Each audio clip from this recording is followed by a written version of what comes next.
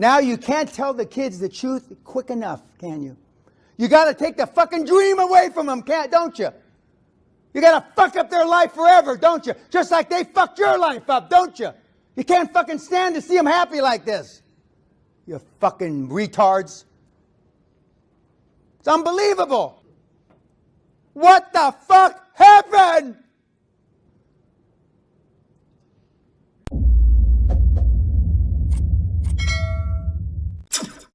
Political correctness is nothing more than a lack of self-esteem. Because you want people to like you.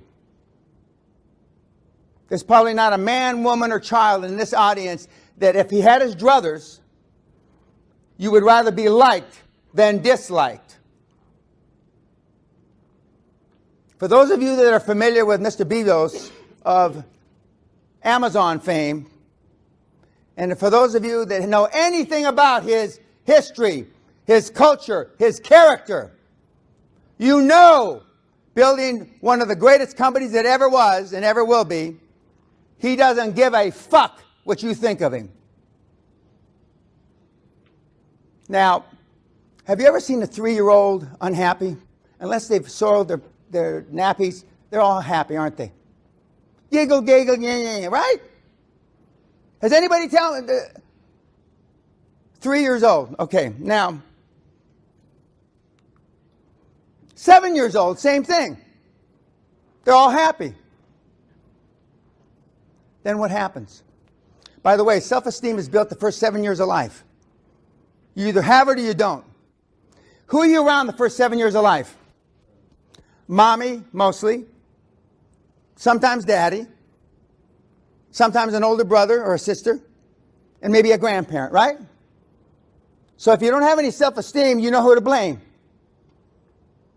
So what happens after you're 7? Why are you happy? Everybody in this room was happy then. What the fuck happened? Your parents. Mommy and daddy happened. You hang around with cripples, you learn how to limp. Show me your friends and I'll show you your future. And I got nothing to sell you. You are seeing the only human being, perhaps on the face of the earth, is about to say something. Now, I mean it from the bottom of my heart. If there is a God, may He strike my wife dead and our 3 children dead this instant. When I say I don't give a fuck if you like me or don't. I got nothing to sell you. If you don't like it, eat it. But I'm going to say my piece. I'll be 72 in a few weeks. Do I sound 72? No. Do I act 72? No. Some of you might think I dress 72, but that's a whole other subject. I turned 16 on the 10th of August, and the first month, August of 61, I earned $241. Now, if you do the maths, now I don't know why you call it maths here, but if you do the maths, 240, and I got paid $1.05 an hour. Skip the nickel. $1 an hour, and I was part of a union, Teamsters union. So I got $1 an hour for 240 hours. So I roughly worked 240 hours in 20 days.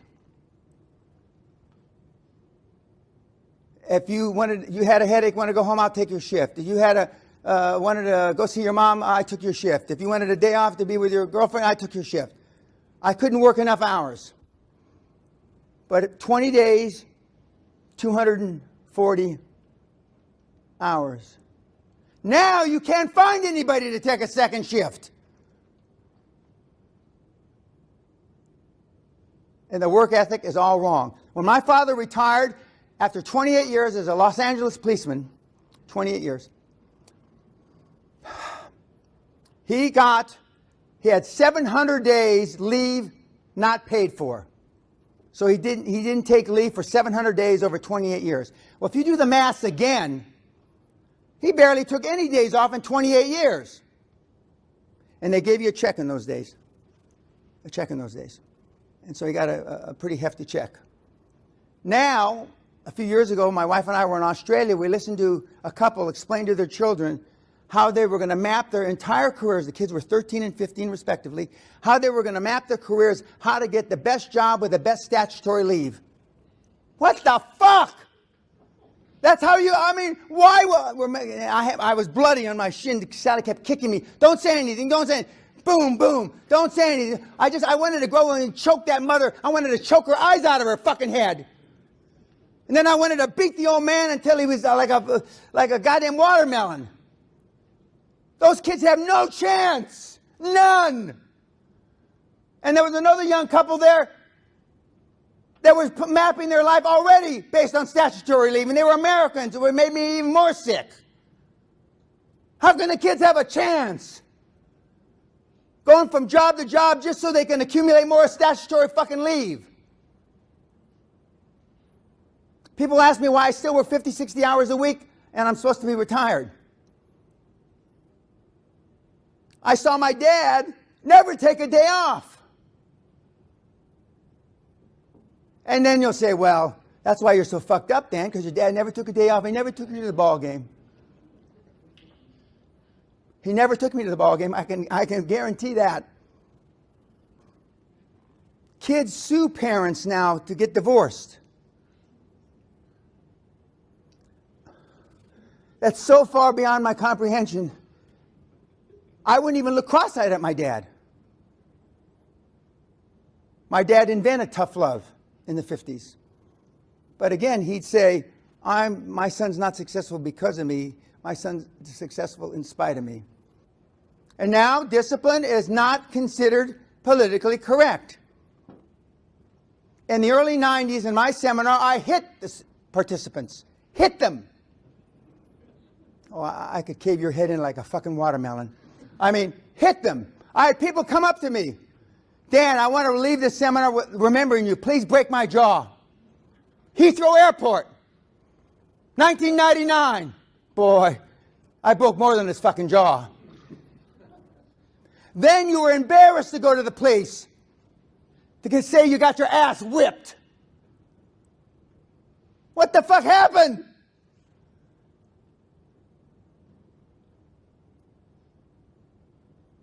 Wealth, risk, reward, not. We have now almost 2 generations, or in my judgment, at least a generation and a half, has grown up not understanding. And they have some foggy notion of what wealth is. Again, it's not everything. I was going to be a priest. Can you believe that shit? I used to teach catechism. I taught Bible study as a kid.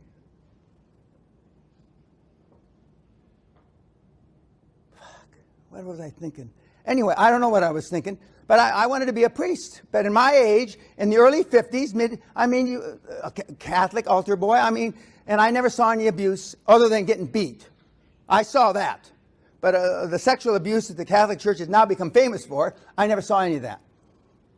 But getting a fucking beating, I saw that because I was the recipient of that. And whenever the nuns used to beat me, my dad would beat me when he got home or when he got back to town. Because if the nuns have to beat you, son, you're not taking advantage of the Catholic education. So I'm going to beat you again. Like, just imagine today, my dad would be he'd be in prison for life. I've had kids come to me, women, and I slag women off enough, but this is a special slag. Talk to their mothers 15 times a day on the phone. 15 fucking times a day. And mom's not sick. Nothing wrong with her. The daughter's sick. Big time. How can you possibly do anything positive 15 times on the phone with your mom? And I only have 3 regrets. Speaking of mom. 1, I'm a combat trained military officer who's never seen combat. 2, the night before my mother died, I yelled at her, God damn it, you're not fucking sick, you're not fucking sick, you're going to be well by tomorrow. She's dead in the night. And 3, I didn't set my goals high enough. Those are my regrets. And if I didn't set my goals high enough, The men in the audience, their eggs should be sucked up into their stomach cavity. I'm in the regret minimization business. I'm trying to limit your regrets, you old git, from 20, 30 years from now. Now, I'm a hell of a world-class eulogy speaker. When you die, you tell your wife, she's still alive, get Dan to say my eulogy for me. So I normally go to the hospital while they're gasping for air, and I say, well, what do you want me to say about you? Do you want me to lie? What do you want? Tell me. And they say, and not one single one to date has ever said that they regret missing their daughter's Sweet 16, missing their son's football this. Every single one of them, 100%, have all said, I regret not taking this risk. I regret not taking that risk. I regret not going into business with you 25 years ago, Dan. They regret the things they didn't do. More specifically, they regret the risks they didn't take. Again, wealth, risk, reward, not. It's the not because of all these things I've alluded to, some specifically. And I see it getting worse and worse. I'd like to be an optimist here, but I can't be, because I'd be a lying fucking git personal development slime ball if I was told you things are getting better. They're getting worse. I mean, the state of the world today, as compared to when I started giving high-performance coaching in 1993, is infinitely worse off. In those days, we had 3 to 5 to 6% of the kids were snowflakes. Now we got 90%.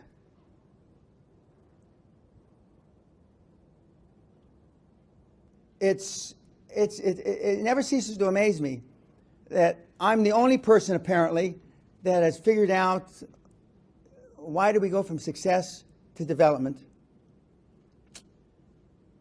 And I am bright now. I'm not here to tell you I'm not bright. That'd be disingenuous. That'd be a lie. I'm super bright. And I have a high IQ. Compared to this audience, I probably only got this audience by about 50, 60 points. Additional IQ than this audience has. Now we're going to talk a little bit about IQ. Let's just, for this example, say that we all got 100 IQ. For some of you, I'm taken away. For some of you, I'm given. Okay? Can anybody have 10 or 15 or 20 times our IQ at 100? No. Well, then why do people every day achieve 10 or 20 or 50,000 times more than we? If they can't have an IQ 10 or 20 or 30 times more than ours. Because they dream bigger than we. And this is mostly young men, not young women. Because you wouldn't want young women to do what I'm about to say. But a stiff drink and a good fuck could kill 99% of the guys that walk the face of the earth that are less than 30. That's a sad motherfucking commentary on life.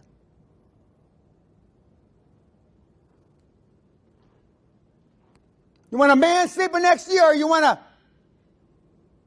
I rest my case on that.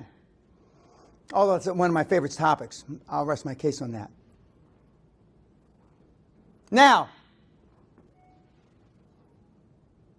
I'm not going to ask you how many books you've read, because I don't want to embarrass you. But I know people that have read more than the 700 books at 19, 20. I have not read, I should be ashamed of this, but I'm not. I have not read 700 books in my entire life. And when I say I don't read, I've read the classics. I've read Shakespeare. I've read the goddamn Bible. But I sure should haven't read the books that you guys read.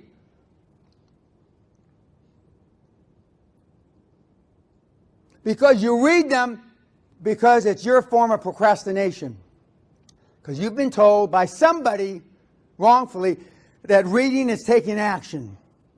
There's a high-performance guy out there right now, which I'm not going to use his name, that supposedly reads 2 books a day or 2 books an hour or some shit, I don't know. And so now a bunch of you monkeys are trying to do the same thing.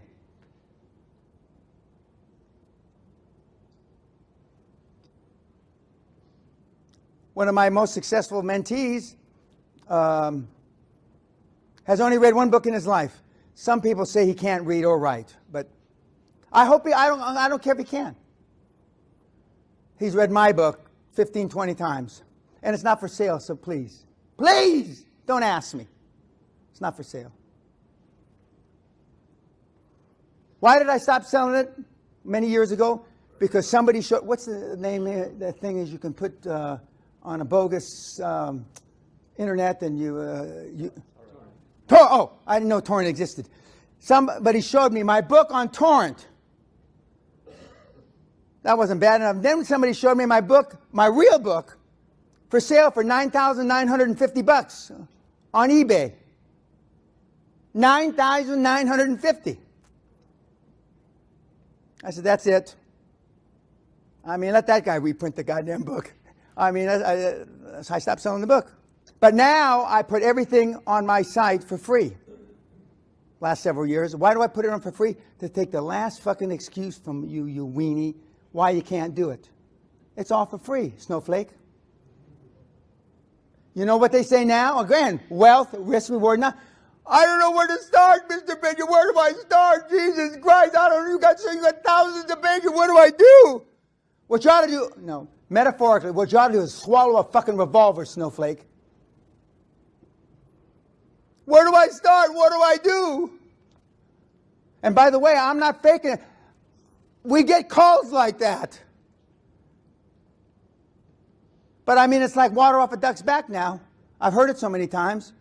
I don't give a shit. Let them go fucking jump in I used to say jump in a river, but I mean, whatever, you know what I mean. I believed in Santa Claus, the Tooth Fairy, and that kind of stuff until I was 11 years old, or more or less. I got in a lot of fights about that. But in grammar school, I was the biggest kid on not campus, on the schoolyard. And then everybody caught up with me when we went into junior high school and high school. So my family, my mother allowed me to believe in Peter Pan and stuff like that. I was old. Now you can't tell the kids the truth quick enough, can you? You got to take the fucking dream away from them, don't you? You got to fuck up their life forever, don't you? Just like they fucked your life up, don't you? You can't fucking stand to see them happy like this. You fucking retards. It's unbelievable. Look what the fuck happened to you. God almighty, it makes me cry. Look it. Now look at you miserable fucking shitbags. And for those of you that mothers, I blame you the most. I've got a whole graphic, metaphorically explicit talk about this in mothers and having babies, but I'm not going to, we're an institution of higher learning here, so I'm not going to go through that. But just imagine the worst fucking things about not having kids, and then go about 100 times worse than that, and that's my talk. You bring in the kids in this world for all the wrong fucking reasons. You get married for all the wrong fucking reasons. You stay married for all the wrong fucking reasons. Holy shit. I'm on fire. Gunboat diplomacy was invented by the Brits. They ruled 2/3 of the fucking world by not asking permission for a goddamn thing. If you didn't like it, they blew the shit out of you. They give you a broadside with all their cannons. Right? Right. What the hell happened to Britain? Political correctness happened. Now they wouldn't say shit if it was in their mouth. Actually, shocking. That's bloody shocking. Fuck. I was running 100-mile fucking marathons more than 40 years ago. Back in my day, in the early 70s, you were a man if you ran 100 miles and pissed blood, because your body breaks down and you urinate blood when you put your body into that, under that kind of stress. And now there's a whole industry called biohacking. I thought it was a joke. Sally said, we're at this. She says, Dan, you do all this stuff. I mean, people making money off this shit. But do you think biohacking is going to save your fucking lives? I got a bridge in Brooklyn I can sell you. You're way beyond biohacking. As Brian Q.L.A. Rose would say, Dan's doing God's work, and you're beyond God. For most people in this room, nothing can ever help you. You're beyond it. You're past it. You've given up on life. And what's even more sad and pathetic, as my Irish partner would say, you've given up on your kids. For those of you that have kids that are roughly this age, you know what they look like. And for you people that have kids that are many years older than that, you knew what. Look back at your picture albums when they were happy, before you fucked them up. But I have a sore back from arthritis. My wife says I have a sore back because of hauling you assholes across the goal line like Forrest Gump in the movie, you know. But I never get tired of dragging you across the goal line because I know what you're capable of. The biggest misfit in this room, I know what you're capable of. I've had kids with 80 IQs to 180 IQs create billions. And the 80 IQ did better than the 180 IQ.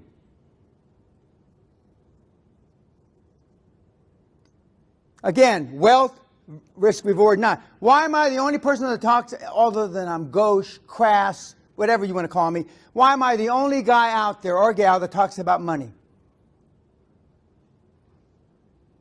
Because I'm the only son of a bitch that's created any with you dipshits. Just like you, lady. Just like you, ma'am. Just like you.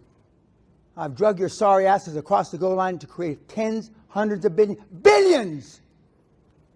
And it's fucking hard. And I'd never choose this profession again. Never.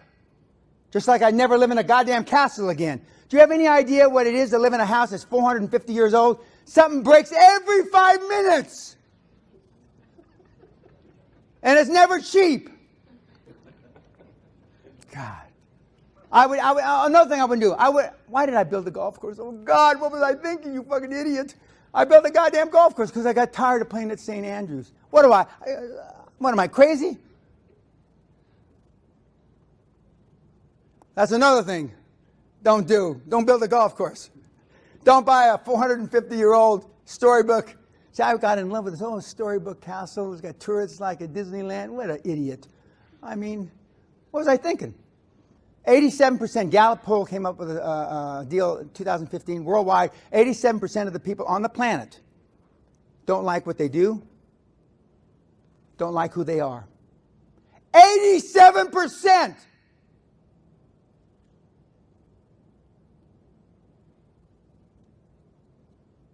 Why do you do what you do? Remember, we're talking about wealth versus risk, reward, not. Because, well, same reason you stay with the old lady. That's what they used to call women in the old days. They don't do that anymore. I don't know. I've had people, I'd kick the bitch to the curb if I thought I could do better. Jesus Christ, what kind of shit is that? I'd kick the bitch to the curb if I thought I could do better. And I've heard the same from ladies, but they say it nicer. They say it much nicer. Oh, I could live without him. That's the same thing as kicking the bitch to the curb. But women talk nicer. But I'm most successful. The women can multitask and men can't. Like, if men had babies, we'd only have a population of about 3 million people on the planet. If men had babies. Women know, a man gets a cold, he's got pneumonia, you know. He can't do anything. Women are the tougher sex. And I point to my Yorkshire Chartered accountant wife back here, who's also a psychologist, who's also a cordon bleu chef, who's also a skipper for a boat she sailed across the Atlantic. She can do all that shit. I barely can chew gum and walk. And since I got 2 new knees, this is the longest I've been on my feet since I got my 2 new knees. And for those of you that can do everything humanly possible not to get new knees, do it. Because they lie to you. I don't walk the same. I can't put my feet. I got 2 new knees because I wanted to climb Everest before I'm 75. Unless Allah does something for me, I'm never going to be able to climb Everest because I can't. My knees don't work the same. Because real knees go this way and this way. Artificial knees only go this way. I'm 3/8 of an inch taller, though, with new knees, which I'm already tall. I didn't need that. You know, that, artificial hip, shoulders, collarbone. I have no bicep. I mean, they're running out of parts. They could take my heart because I have nothing pumping to it. I mean, other than ice water. How many in the audience, by show of hand, have children? Poor bastards. God, I mean, Jesus Christ. Well, anyway, we'll just skip that next section then. I'm also, if you're, you know, they don't call it, what do they call it? They don't call it disabled, disadvantaged. Now when you're fat, you're not fat, you're weight disadvantaged. What the fuck? You're not short now you're height disadvantaged. What the? Who came up with all this shit? When we were recently, hey, Lord ass, come here. You're not supposed to say that. Oh. Hey, Four Eyes, come out. You're not supposed to. What the hell can you say? But we're so sensitive now. And I have my glasses in my pocket because I wear glasses. We're so sensitive now that we can't talk that way. Doesn't mean that they don't have a lard ass, does it? Doesn't mean that they don't wear glasses, does it? So I look at it where I came from, we're being disingenuous. It's like calling you handsome. You know, what the fuck? What a goddamn lie is that? And I don't care if you live or die tonight. Just don't do it on my estate. You know? It's wrong. There's a flaw. The system is fucked up. The socioeconomic milieu of the financial educational system has been boosted for many, many, many, many years. And I thank the university here for giving me the opportunity. And they more or less knew what I was going to talk about. Not exactly, but more or less.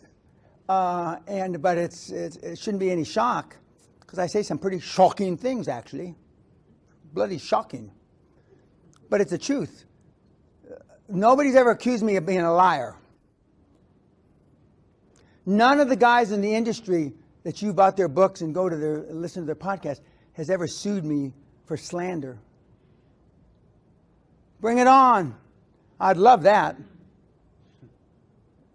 Nobody. Why?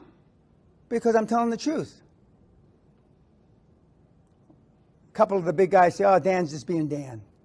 Now, what does that mean? Well, I'm just telling the truth. That's all I'm doing.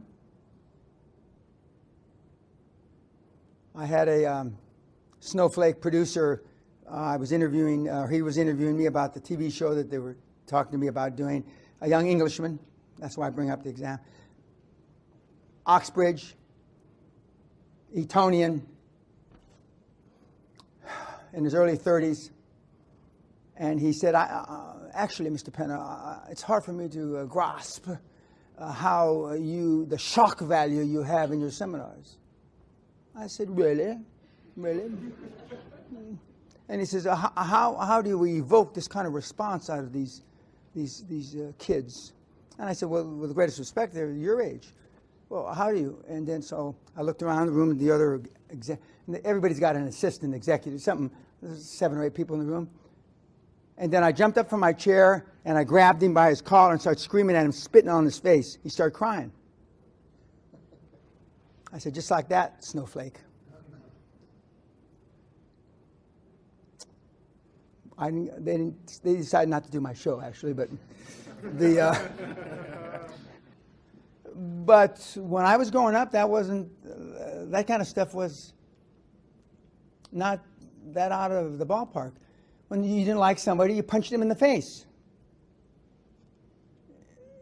My cousin went to jail for stabbing a guy 17 times because he said something about his girlfriend had a big ass. She did. But you know, be that as by the grace of God, the guy didn't die.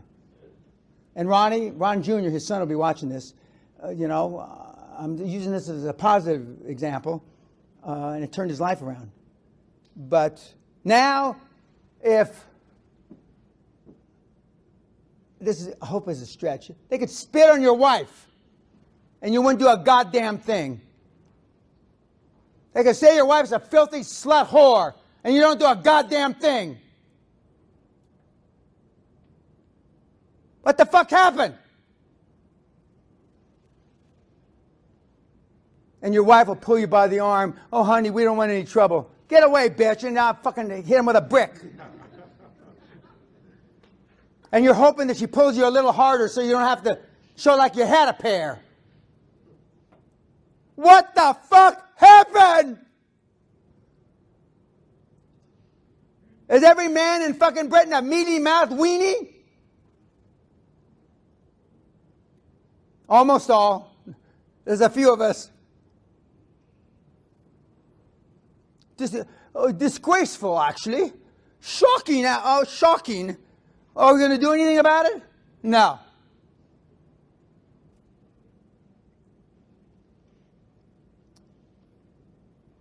It's interesting. Sally had an uncle die a couple of years ago, and we went to the funeral. And Sally and I argue about who came up was poorer. I now admit she was poorer than I was. And she talks about living in a caravan. Her mother will say she can't possibly remember the caravan. Really? She was so little. Really? You remember every negative fucking thing your parents ever said. Since the second trimester in her fat belly. Her mother says she can't possibly remember that caravan where they all lived like sardines. But she remembers it like this morning. So every negative piece of shit that you've ever been exposed to, you've got back there in the back recess of that little pea brain of yours. But you can still do it. Find something you love. Find something you're passionate about. 85% of your financial success is due to your personality and the ability to communicate, negotiate, and lead. Shockingly, only 15% is due to technical knowledge. The things you go to school to learn don't mean dick. It's not what happens to you in life, it's how you handle what happens to you in life that makes a difference. Whoops. What am I doing wrong here? Shit, this is important too. Oh, no. Okay. These two kids got this one at 13, this one at 15. When he's 13, he made $100,000 online, and his father thought he was doing drugs. They just turned down last year $20 million for 5% of their company. They made a mistake. They should have taken the $20 million, but they're smarter than me now. It's life. It's the life model. Well, my second mother at dinner a couple months ago, she's 95, told me about her husband. I didn't have the balls to get out of the marriage. They were married 4 billion years. She says, at 95, I didn't have the balls to get out. Now, I know more than one woman in this motherfucking room can relate to that, so don't you lie to me, you bitches.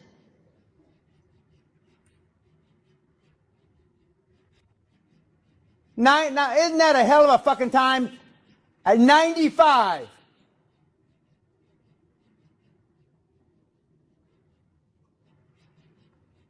I'm going to say something else that's going to be shocking, actually, just bloody shocking. Most of you are mistakes in this fucking room. Better that you dribble down the inside of your mama's leg. Most of you are bloody mistakes.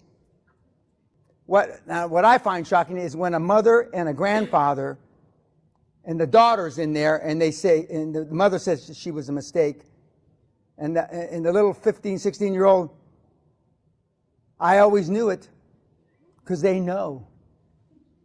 They know. Not just because they're 9 years apart, that kind of shit, that's easy. You're all bloody mistakes on top of it, and down deep inside you miserable cunts, you know it. And if they didn't like you, and I can get off on being adopted, oh, that's a whole other fucking deal. I mean, an adopted kid never gets over it their whole life. Not only did they didn't want you, they left you in a basket in a fucking mission. Oh, I can go on and on and on. You want to know why you're all fucked up? Now, who's saying this at seminars? Nobody. Because they want you to buy their fucking little DVD. And I love when they go to the back of the room and they sell you shit. Do they still do that? Fuck. I'd be embarrassed. And then on Valentine's Day, 60% off. Why do you buy? Come on, guys. Why do you buy that shit? What was it worth the day before Valentine's Day? Because you're retarded. You engage in self-sabotaging activities because you don't think you deserve it. And you're right, you don't. 30 years ago, when I was interviewed by the Financial Times, oil went from $40 a barrel to $8.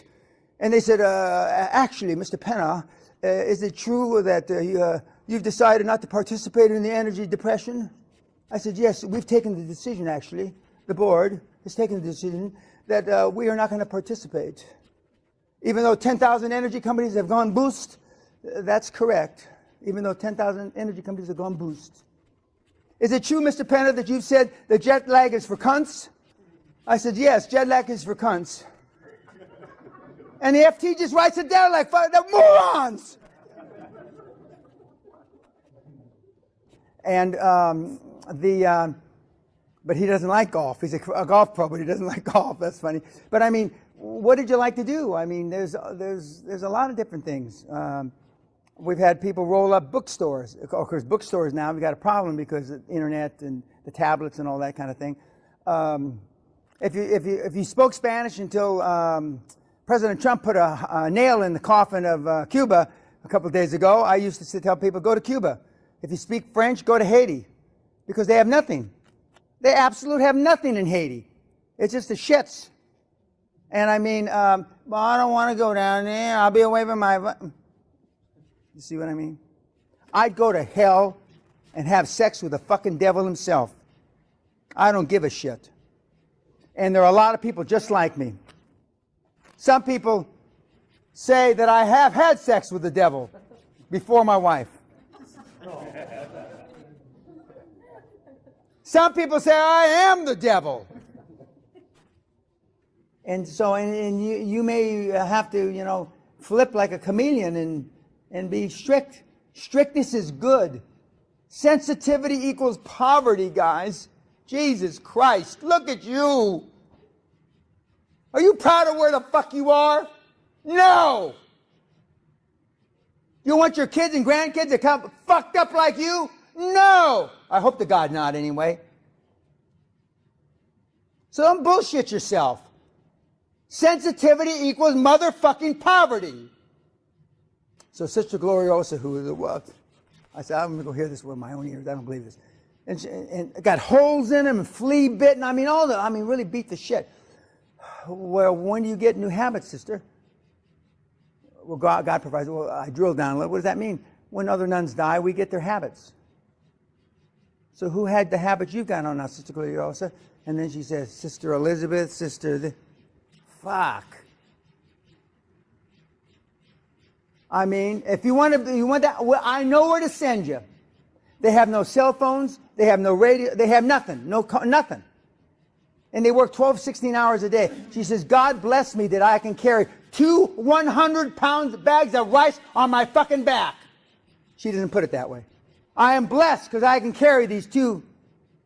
You couldn't carry 2 100-pound bags of rice on your back. If you want, I know where to send you. Sensitivity equals poverty. I want you to toughen up. I want you to man up. Act like you had a pair. You too, ladies. Okay, 2 more questions, then we're going to go have drinks. Okay? Okay. Oh, now everybody raises their fucking hand.